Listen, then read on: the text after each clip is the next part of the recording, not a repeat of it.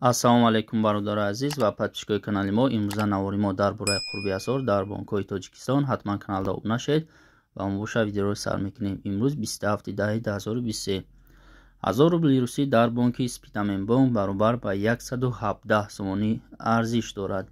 Дар бонки Эсхата бошад 117 сомонию 50 дирам.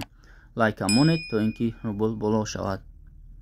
ва 1000 рубл бошад дар бонки Амонатбонк баробар ба 118 сомонӣ муайян карда шудааст ки назар ба дирӯз 1 сомонӣ зиёдтар. Дар бонки Душанбе Сити бошад 117 сомонию 50 дирам.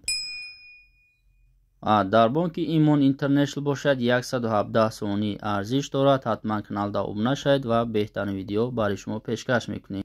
бародари ширкати дорои гиёҳӣ муроҷиат кардесам ситуатсия инуреза овардагем ҳам барои кӯдакҳо ҳам барои одамои калон 12 намуд гиёҳ тайёршига ҳамчунин бо оятҳои Қуръон курсаш дита мешавад.